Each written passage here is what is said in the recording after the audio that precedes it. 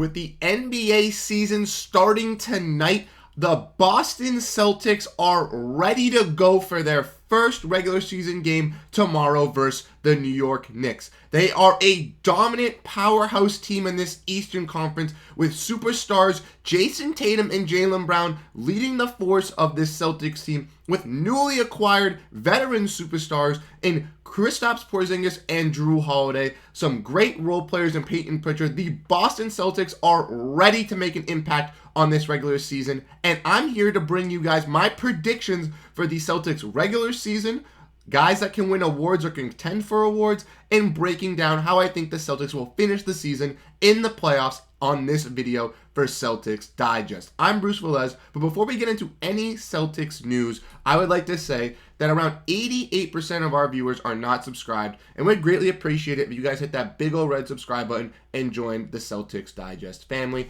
I can't thank everyone enough that's already hit that subscribe button. We're at 1.800 subscribers. We can't thank everyone that's already hit the subscribe button, but if you want to make sure you guys stay intact with Celtics rumors, trades, post games, shorts, we're going to be doing live throughout the whole season. Make sure you guys hit that subscribe button and stay tuned with the Celtics Digest. But let's dive into the news at hand today, which is breaking down my Celtics predictions for the NBA season. Now, like I've said, I think the Boston Celtics are a powerhouse in this Eastern Conference. They have two young superstars who have already proved themselves in this league in Jaylen Brown and Jayson Tatum, and then they went out and acquired a 7-footer Kristaps Porzingis, who has been a dominant force in recent years, just had some trouble with injuries, but hopefully he's back. And they got veteran point guard Jrue Holiday, who was a big impact on the Milwaukee Bucks championship and a big impact on the defensive side with losing Marcus Smart. Now, personally, I think that the Celtics did lose some valuable pieces. They did lose guys in Marcus Smart, Malcolm Brogdon, Grant Williams, and Robert Williams, but they brought in guys in Jrue Holiday and Kristaps Porzingis to fill the void and bring in some younger role players and guys like Jordan Walsh, who they drafted, and guys like Lamar Stevens, Oshae Brissett, fiba, Dalano, Banton, other role players to help fulfill the needs for this Celtics roster. Now, we'll be breaking up this video into three things, going over my regular season predictions and breaking down how I think they'll finish in the regular season, then looking at the awards, and then we'll be looking at the playoff predictions. First, we're going to be looking at the regular season record, and I think that the Boston Celtics will finish with a record of 60-22, and that will give them the first seed in the Eastern Conference. Now, the Boston Celtics last season finished with a record of 57-25, and I think that overall we got better.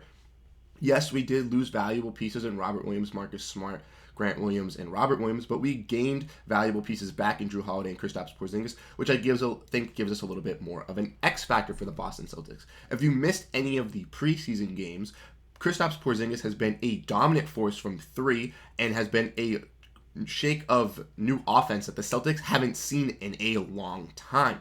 A guy like Marcus Smart, we had already been used to his play style, and even though I'm a big advocate of Marcus Smart, he's my favorite player, I like to see this new kind of oomph from this offense that we're seeing with Kristaps Porzingis bringing some new versatility to this team. And a guy like Jrue Holiday kind of replaces Marcus Smart on that defensive side as well. I think that this Boston Celtics team getting 60 wins is definitely possible as they got better. And even though the Eastern Conference did get better as well, with the Milwaukee Bucks getting Damian Lillard, and other teams like the Knicks and the Cavs getting better role pieces, teams like the Philadelphia 76ers are still developing some drama with James Harden. We'll have to await that situation. And we're still awaiting the situation of Miami as they didn't get Damian Lillard and they lost two starters. They're expected to be a little bit worse as well. So a team like the Boston Celtics, who did get a little bit better, even though some younger teams did develop, some of the teams that were at the top besides the Celtics and the Bucks may have lost a little bit of life at the start of the season, including the 76ers and the Heat. So the Celtics might have a better option of being a better team in the Eastern Conference at the beginning, and I think that's how they'll get to their 60 wins and finish first in the Eastern Conference. Now, let's look at the award predictions that I have for the Celtics team. I said that Jayson Tatum will make the All-NBA first team. I believe that Jaylen Brown will make the All-NBA second team again. And I think that for the All-NBA third team, Kristaps Porzingis will make it. For all-defensive team, I think that Jrue Holiday and Derrick White will both make the first all-defensive team. And then for actual awards that the players will receive, I think that Jayson Tatum will be an MVP candidate. I think that Jrue Holiday will be a Defensive Player of the Year candidate. I think that Payton Pritchard will be a Sixth Man of the Year candidate, and I think Joe Mazzulla will be a Coach of the Year candidate. So why don't we break all this down, starting looking at the All-NBA first teams, looking at Jayson Tatum. Now, Jayson Tatum did make the NBA All-First Team last season, and he has been a valuable player in this NBA. He was voted the best small forward by GMs across the league, and I think that he's definitely deserving of making the NBA first team if he can provide a great stat sheet that he has in the past, and if I think he's going to be an MVP candidate, I definitely think that he's deserving of All-NBA first. Now, talking about All-NBA second, Jaylen Brown, he did make the All-NBA second team last season. That is how he got his big contract extension with the Boston Celtics to get him that max deal. And I think that he'll be able to live up to those expectations again, as he's just developing and getting better as a younger guard. He averaged 27 points last season, jumping up from 17 points. So hopefully he can still average a solid 25 points for this Boston Celtics team and be an impactful force on both sides of the ball. Kristaps Porzingis being the All-NBA third team, I think that is feasible as well for the Boston Celtics, as Kristaps Porzingis is one of the more impactful centers that we've seen in the preseason. I think he's going to bring some life to the Celtics team.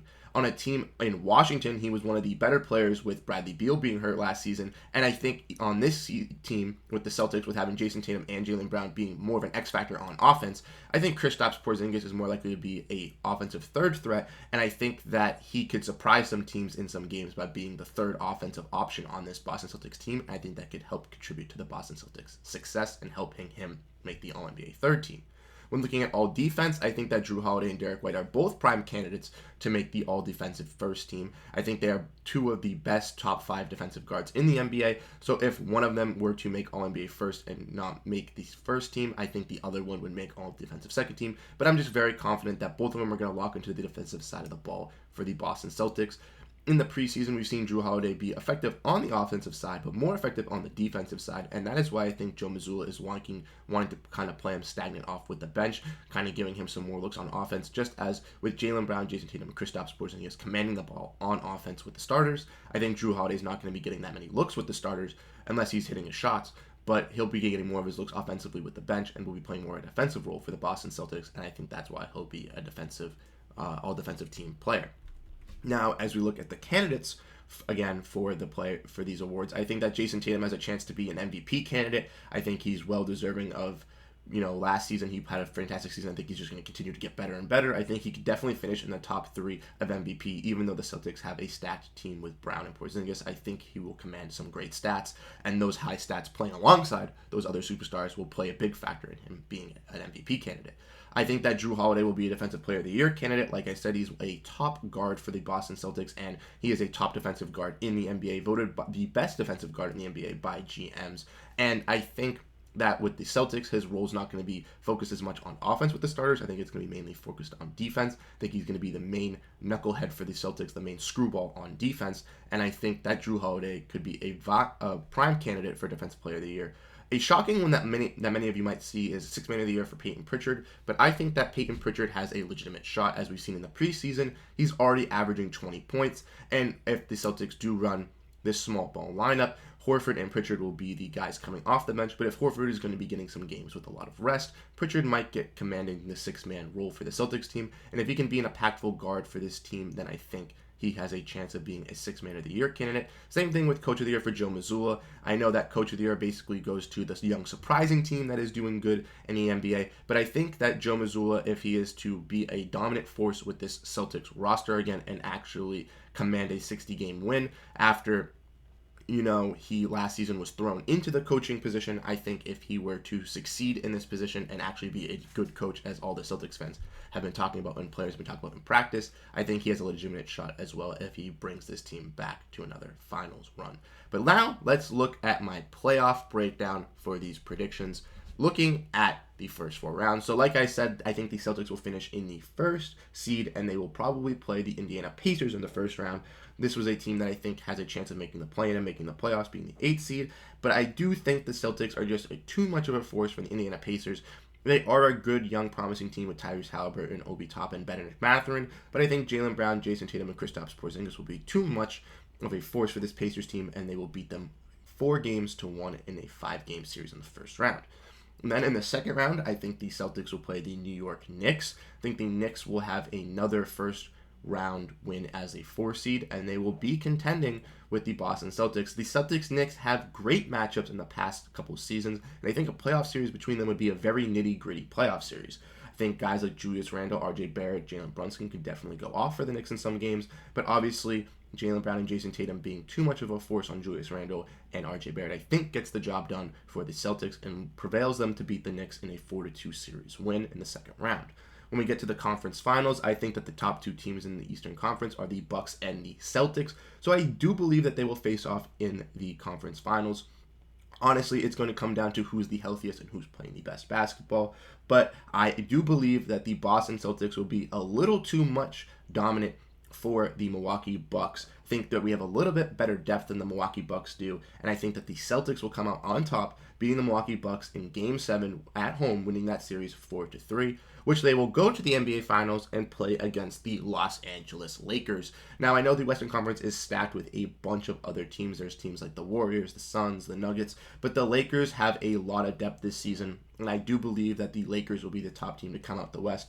I think it will be a great finals matchup to see the Lakers and the Celtics at their primes again. Jayson Tatum versus LeBron James in the finals will be a masterclass to watch, and I do think that the young Celtics core, with all of their great stars and Jrue Holiday playing great defense on Austin Reeves and D'Angelo Russell, I think Kristaps Porzingis being able to pull Anthony Davis up to the three-pointer will be able to help the Boston Celtics win the NBA Finals and beat the Los Angeles Lakers in 6 games, and that will crown the Boston Celtics the 2023-2024 NBA champions. So I want to know what you guys think in the comment section down below. I want to know your guys' opinions on the Boston Celtics. I want to know, what do you guys think our record will be? Do you guys think any of our players will win any of these awards?